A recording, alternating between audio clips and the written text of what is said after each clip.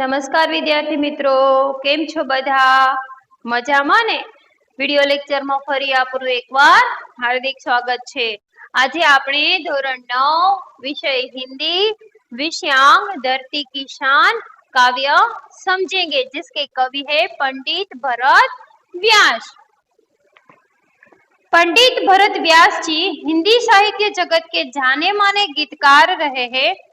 उनका जन्म राजस्थान के चूरू नामक कस्बे में हुआ था। उन्होंने कई गीत और काव्यों की रचना की है। उनकी गीत रचनाएं हिंदी फिल्मों में भी ली गई है।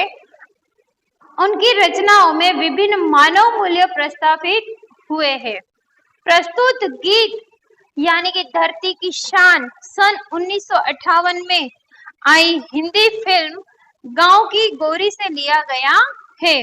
इस गीत में मनुष्य की महत्ता को देखते हुए मनुष्य को सबसे बुद्धिमान बताया है।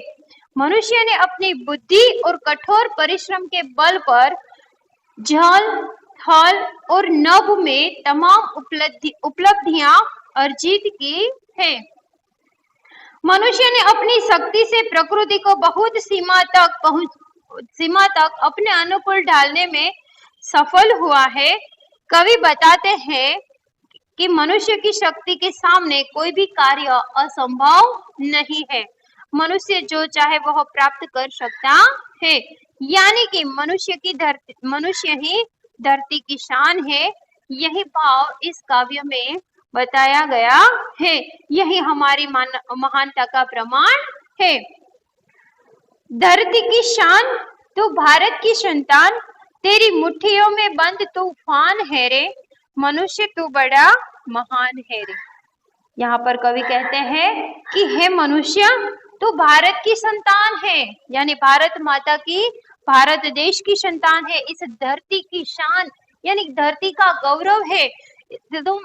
तुम्हारी शक्ति अपार है, इसलिए हे मनुष्य तू बड़ा महान है, क्योंकि तुम्हारे अंदर इतनी बड़ी शक्तियां छिपी हुई है, जिसके कारण हे मनुष्य तू बड़ा महान है। तू जो चाहे पर्वत पहाड़ों को फोड़ दे, तू जो चाहे नदियों के मुख को भी मोड़ दे। यानी हे मनुष्य, यदि तू चाहे, मनुष्य को आत्मसात करते हुए, उनको बताते हुए यहाँ पर कवि कहते हैं कि हे मनुष्य, यदि तू चाहे तो पर्वत को भी तोड़ सकता है, और यदि तूने ठान लिया तो तू नदियों के मुख यानी नदियों के रास्तों को, नदियों के प्रवाह को भी बदल सकता है, मोड़ सकता है। मनुष्य में इतनी शक्ति है कि वह पहाड़ पर्वत को भी तोड़ सकता है और नदियों के प्रवाह को भी मोड़ सकता है। तू जो चाहे माटी से अमृत निचोड़ दे, तू जो चाहे धरती को अंबर से जोड़ दे। हे मनुष्य, तू यदि चाहे तो माटी से भी अमृत निचोड़ सकता है। माटी से अमृत निचोड़ना यानी मान लो कि कोई बंजर जमीन है, तो उस बंजर जमीन में भी फसल पैदा कर सकता है। मनुष्य ने यदि ठान लिया तो उस बंजर जमीन में भी अन्न पैदा कर सकता है और किसी भी तरह की फसल को पैदा कर सकता है। इसीलिए उसे कहा गया है कि तू माटी से भी अमृत निचोड़ सकता है। फिर कहते हैं कि तू जो चाहे तो धरती को अंबर से जोड़ सकता है। यानी मनुष्य यदि चाहे तो धरती को अंबर से किसी न किसी रूप से वह जोड़ सकता है, जोड़ देता है। उसमें इतनी शक्ति है कि वह धरती और आकाश को एक कर सकता है। अमर तेरे प्राण मिला तुझको वरदान, तेरी आत्मा में स्वयं भगवान है रे, मनुष्य तू बड़ा महान है रे। हे मनुष्य, तुम्हारे प्राण जो है, तुम्हारी आत्मा जो है वो अमर है, क्योंकि तुम्हें अमरता का वरदान मिला है। देखो, मनुष्य को अमरता का वरदान मिला है। अमरता का वरदान यानी वो वाला वरदान नहीं कि वो जिए कभी उसके आसपास मृत्यु भी ना भटके, ऐसा नहीं। आत्मा अमर होती है, उसकी आत्मा अमर होती है। मनुष्य की आत्मा जो है उसे अमरता का वरदान मिला है, क्योंकि उसकी आत्मा के अंदर स्वयं भगवान विराजते हैं, बैठे हुए हैं, और इसी कारण उसे अमरता का वरदान मिला है। और ये अमर होने के लिए उसे अच्छे जगत के लिए, इस विश्व के लिए अच्छे कार्य करने चाहिए, ताकि वो मर भी जाए तो लोग उसकी आत्मा को हमेशा के लिए याद रखें, उनके बीच, लोगों के बीच उनका नाम जो है, उनके कार्य जो है वह गूंजते रहे। और इसीलिए यहाँ पर कवि ने कहा है कि हे मनुष्य, तुम्हें अमरता का वरदान मिला है, क्योंकि तुम्हारी आत्मा के अंदर स्वयं ईश्वर बैठे हुए हैं। नयनों में ज्वाल तेरी गति में भूचाल, तेरी छाती में छिपा महाकाल है। पृथ्वी के लाल तेरा हिमगिरीशा भाल, तेरी भ्रुकुटी में तांडव का ताल है।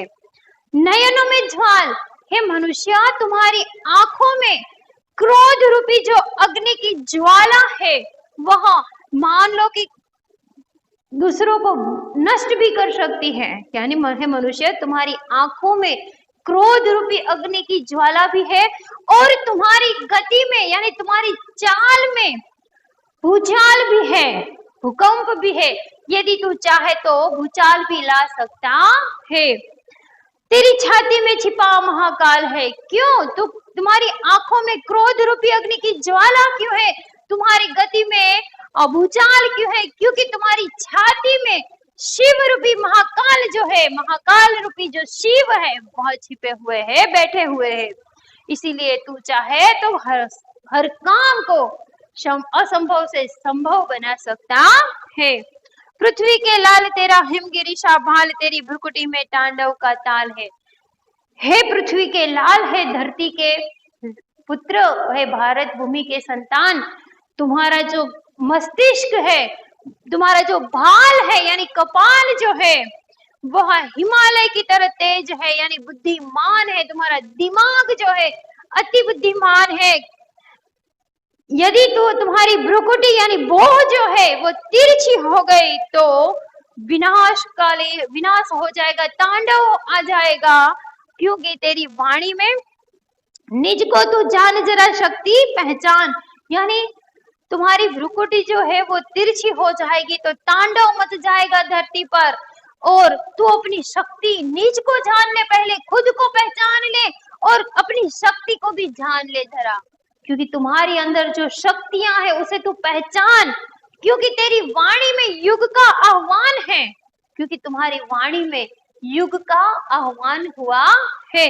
इसलिए है मनुष्य, तू बड़ा महान है कि तुम्हें कहते हैं कि जब शिव जी जो है वो क्रोधित होते हैं, वो तो तांडव करते हैं। तांडव करने के बाद कहते हैं कि उनके सामने जो भी आता है वो जल के राख हो जाता है। तो मनुष्य का भी ऐसा ही है, यदि वह अपनी शक्तियों को पहचान ले तो और अब खुद को जान ले तो वो कुछ भी इस धरती पर हर एक कार्य को, असंभव कार्य को संभवित बनाकर कर सकता है, क्योंकि उसके अंदर अपार शक्ति है। बस उसे पहचानने की देरी है। यदि वह खुद को जान ले, उस खुद की शक्ति को पहचान ले, तो वो नए युग का आह्वान भी कर सकता है। धरतीशा धीर है तू, धीर तू है अग्निशा वीर, तू जो चाहे तो काल को भी थाम ले। देखो, मनुष्य को धरती की तरह धैर्यवान बताया गया है। ये धरती बहुत धैर्यवान है, धीरजवान है। हमारा बोझ जो है, अपने ऊपर होते हुए पाप को देखकर भी धरती माता ने धैर्य धरा हुआ है, हमारा बोझ उठाया हुआ है।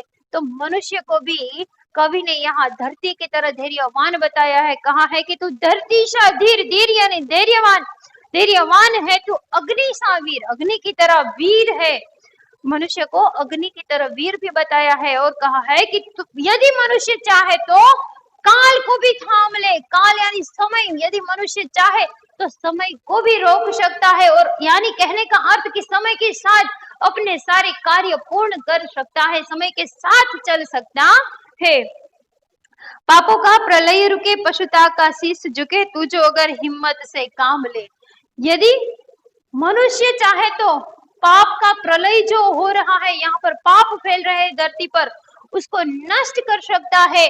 और जो पशु की भांति दूसरों के साथ इतना ऐसा बर्ताव करते हैं, उन लोगों को उन लोगों में परिवर्तन भी ला सकता है, उस पे बदलाव ला सकता है, उसके शीश को झुका सकता है। इतनी शक्ति जो है वह मनुष्य रखता है, यदि वह हिम्मत से काम ले तो ये सारे जो पाप दुनिया में फैल रहे हैं उसका नाश कर सकता है। गुरु शाह मतिमान पवन शाह तू गतिमान, तेरी नभ से भी ऊंची उड़ान है रे, मनुष्य तू बड़ा महान है। मनुष्य को गुरु की तरह बुद्धिमान कहाँ है, पवन की तरह गतिमान भी कहाँ है। यानी मनुष्य जो है बुद्धिमान भी है और तेज गति वाला भी है। और मनुष्य तेरी नभ से भी ऊंची उड़ान है रे। यानी मनुष्य की इच्छा शक्ति, इस इच्छाओं की कल्पना शक्ति जो है, इच्छाएं है वह नभ को छूने की है। तो हे मनुष्य, तू यदि चाहे तो आकाश को भी छू सकता है, नभ से भी ऊंची उड़ान भर सकता है, क्योंकि तू धरती की शान है, इस धरती का गौरव है, क्योंकि तू भारत की संतान है, क्यों तेरी मुट्ठियों में तूफान बंद है, अनेक शक्तियां तुझ में समाई हुई है, इसीलिए एक मनुष्य तो बड़ा महान है। यानी इस कविता में बताया है कि मनुष्य के अंदर अपार शक्तियां है, यदि वो चाहे तो इस शक्तियों का अच्छे राह में उसका इस्तेमाल कर सकते हैं। यानी असंभव कार्य को संभव बना सकता है, अपने परिश्रम से, अपने बल से और अपने बुद्धिमत्ता से वह हर कार्य को आसान बना सकता है। और आज हम देखते हैं कि मनुष्य ने आज कई प्रगतियां की है अपनी बुद्धि के कारण, अपने बल के कारण। आज उसने जल से लेकर थल, नभ, आकाश, जहां भी देखो आप वहां पर मनुष्य की बोलबाला है, उसी की बुद्धि के कारण, उसी की शक्ति के कारण। इसीलिए मनुष्य को धरती की शान कहा है, धरती का गौरव कहा है। अब हम शब्दार्थ देखेंगे, यानी टिप्पणी। हिमगिरी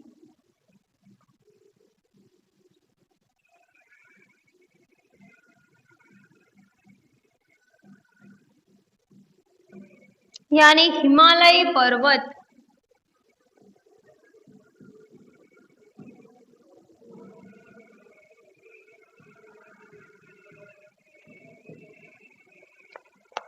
ज्वाल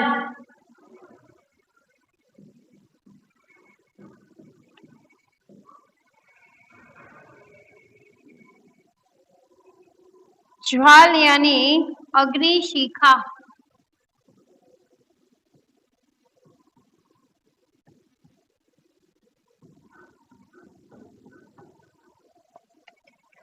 शान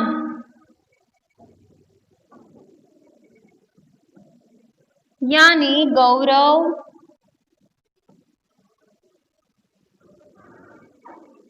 ऐश्वर्य,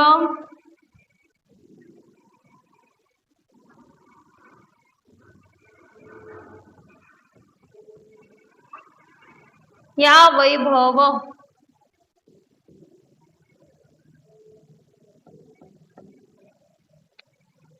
मुख यानी प्रवाह, नदियों के मुख के मोड़ने की बात जो कही है वह प्रवाह या रास्ता। भ्रुकुटी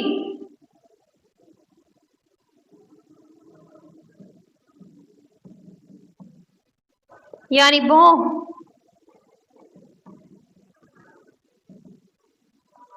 काल यानी समय। यहाँ पर मनुष्य को समय के साथ हर एक कार्य जो है वह पूर्ण करने की बात बताई है। यानी कि वह संबंध स्वतः जिसके द्वारा भूत, भविष्य और वर्तमान की प्रतीति होती है। मतिमान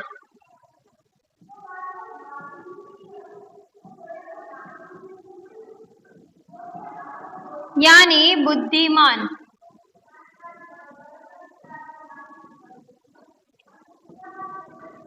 या विचारवान,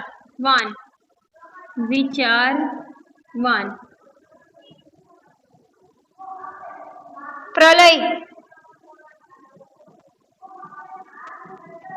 यानी नाश अथवा विनाश। आह्वान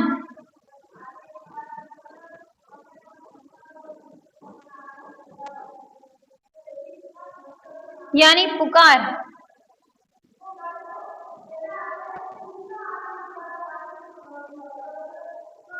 भाल यानी मस्तक या कपाल। ललाट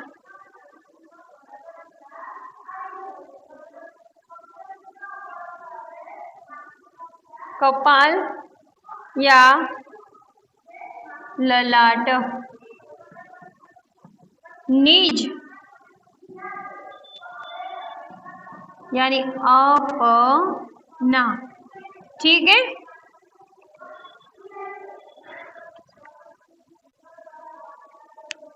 आपको ये शब्दार्थ जो है वह तैयार करने हैं और होमवर्क में आपको क्या करना है ये मैं आपको बताती हूँ। होमवर्क में शब्दार्थ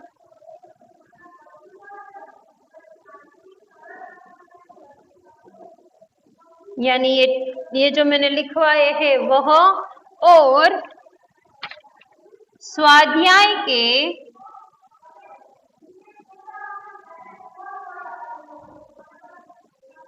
प्रश्न नंबर